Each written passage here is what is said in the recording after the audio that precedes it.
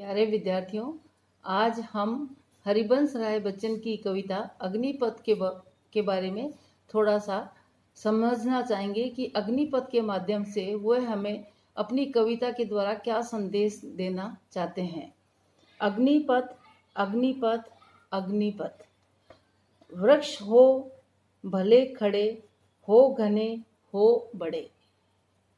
एक पत्र छां भी मांग मत, मांग मत, मांग मत। तू न थकेगा कभी, तू न थमेगा कभी। तू न मुड़ेगा कभी, कर शपथ, कर शपथ, कर शपथ। यह महान दृश्य है, चल रहा मनुष्य है। अश्रु स्वेद रक्त से लथपथ, लथपथ, लथपथ। अग्निपथ, अग्निपथ, अग्निपथ। प्रस्तुत कविता हरिवंश राय बच्चन हमारे सामने अपनी कविता के माध्यम से जीवन कैसे जिया जाना चाहिए और जीवन की यात्रा किस तरह हमें पूरी करनी चाहिए उसके बारे में एक संदेश हम तक देना चाहते हैं कविता के माध्यम से। प्रस्तुत कविता अग्निपथ हरिवंश राय बच्चन की सर्वाधिक चर्चित और महत्वपूर्ण कविता है। इस कविता के माध्यम से कवि जीवन यात्रा को पूरी करने के लिए व्यक्तियों को एक गंभीर और अनुकरणीय संदेश देते हैं। वह अनुकरणीय संदेश यह है कि जीवन यात्रा का मार्ग जो है वह सरल नहीं है। अग्नि से जिस प्रकार जलते हुए अग्नि जो है वह अपनी दाहकता से, अपनी ज्वलनशीलता से हमें जला देती है, उसी तरह जीवन मार्ग में भी अनेक प्रकार की कठिनाइयां, समस्याएं यह हमें विचलित कर देती हैं। तो हमें एक तरफ जीवन यात्रा में दाहकपन मिलता है और दूसरी तरफ जैसे कि उन्होंने शीतलता का अर्थ बतलाया है, तो शीतलता से अभिप्राय यह है कि हमें उसके साथ साथ जब हम जीवन में बढ़ते हैं, अनेक समस्याओं से जूझते हैं, अनेक प्रकार के प्रश्न हमारे जीवन में जब आकर के खड़े हो जाते हैं और हम एक नए उत्साह, उमंग और उल्लास के साथ, एक नए संकल्प के साथ आगे बढ़ते हैं, तो वही हमें लक्ष्य प्राप्ति की शीतलता की ओर ले जाता है। इसी प्रकार वह जो अग्निपथ है वह हमारी शीतलता में बदल जाता है, हमें मनमोहक लगने लग जाता है, आकर्षक लगने लग जाता है। यहाँ कवि यह कहना चाहते हैं, इस भाव को व्यक्त किया है कि जीवन जो है वह अग्निपथ है। यह हमारे ऊपर है कि हम इसको किस दृष्टिकोण से लेते हैं और कैसे आगे बढ़ते हैं।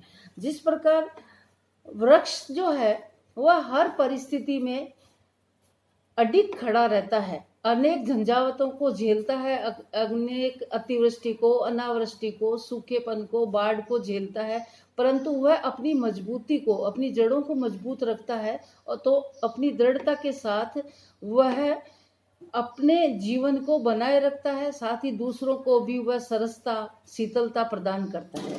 तो हम ये कहना चाहेंगे कि हमें भी उस वृक्ष की भांति अपने जीवन को, जीवन की जो दाहकता है, जो समस्याएं हैं, उनसे हमें घबराकर भागना नहीं है, अपने मार्ग को छोड़ना नहीं है।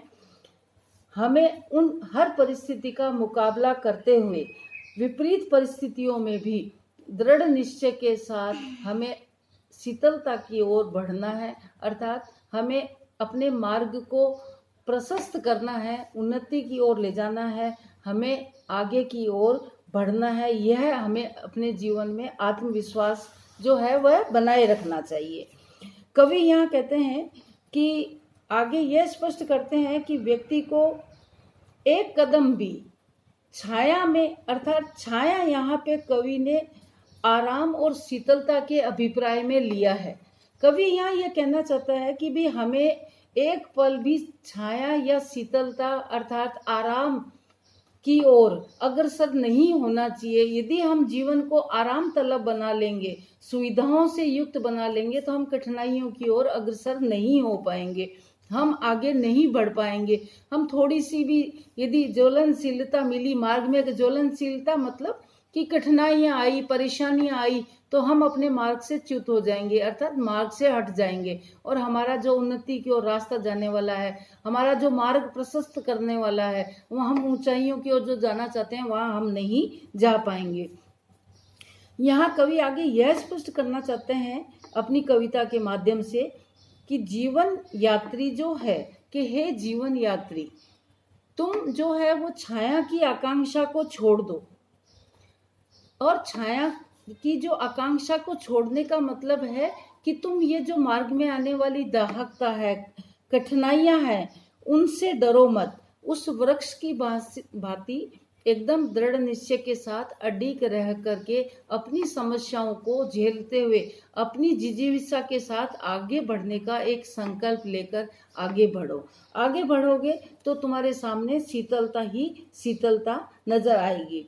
जीवन जीने की जिजीविषा और संकल्प शक्ति यदि हमारे साथ है तो हमारा मार्ग प्रशस्त ही रहेगा। हम अपनी समस्याओं का समाधान स्वयं विवेक से आराम से निकाल सकते हैं।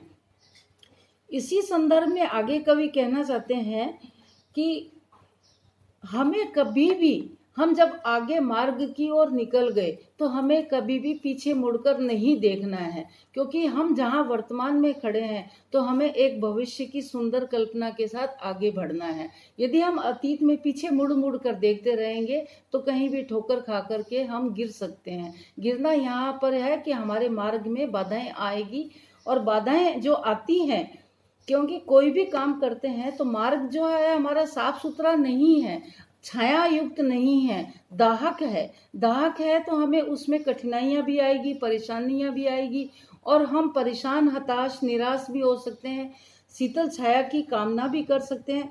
परंतु अंत में कवि हमें यह कहना चाहता है कि हमें पीछे मुड़कर नहीं देखना है।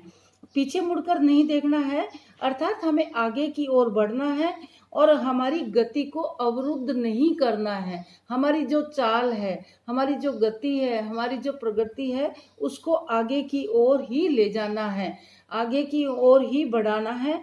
और सबसे अच्छा जो लक्ष्य बताया है कि वह यह है कि हमारा जो सर्वोत्तम लक्ष्य है वह चलना ही होना चाहिए, क्योंकि चलना ही गति है, चलना ही जीवन है, रुकना और ठहरना गति नहीं है।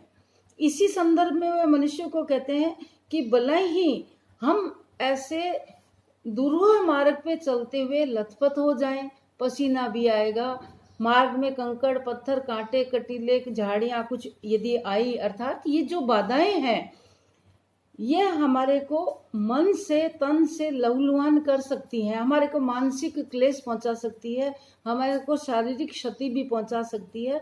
परंतु इन सब का सामना करते हुए हमें दृढ़ता के साथ, अपने विश्वास के साथ, अग्निपथ मानते हुए आगे की ओर बढ़ते हुए अपने जीवन लक्ष्य को एक दृष्टि के रूप में सामने लेकर के अपने मन में अपने लक्ष्य को बसा करके हमें आगे की ओर, उन्नति की ओर बढ़ना है। यही यहाँ कवि अपने कविता अग्निपथ के माध्यम से पाठकों को, विद्यार्थियों को, कविता पढ़ने वालों को यही संदेश देना चाहते हैं।